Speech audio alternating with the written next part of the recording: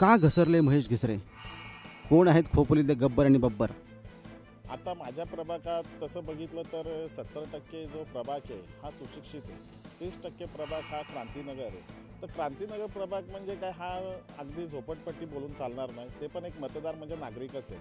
तर हे गब्बर आणि बब्बर त्या शांतीनगरच्या कमानीसमोर बाहेर मेन गेटवर 2 कमानी टाकून 2 ऑफिस टाकून बसले.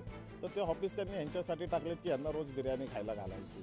तर ते आता ह्या अंधारात आहेत की बाबा हा क्रांतीनगर म्हणजे आमचा. तर क्रांतीनगरमध्ये मला प्रचार करताना एक जाणवतं आहे की गब्बर आणि बब्बरचा विषय. तर ते बोलतात की हे गब्बर आणि बब्बर 5 वर्षातनं एकदा येतात, आमच्या जीवावर गब्बर बब्बर बांधतात काय. आणि महेश भाऊ, तू आमच्या संगती 365 दिवस असतोस. तर या गब्बर बब्बरला आता सांगायची वेळ आली की तुमची बिर्याणी आमच्याकडे चालणार नाही. म्हणून महेश भाऊ, तुम्ही काही घाबरू नका. जरी आम्ही शरीराने तिकडे असलो तर मनाने आम्ही तुमच्याकडे आहे. हा एक त्या क्रांतीनगरचा विषय. तर क्रांतीनगरमधल्या समस्या बोलायचं म्हणजे असं की क्रांतीनगर प्रभाग हा झोपडपट्टी नसून एक चांगला प्रभाग आहे. त्या झोपडपट्टीत राहणारी लोकं ही अगदी सुशिक्षित आहेत. पण ह्या दोघांनी, या गब्बर आणि बब्बर लोकांनी तिला झोपडपट्टी म्हणूनच ठेवले.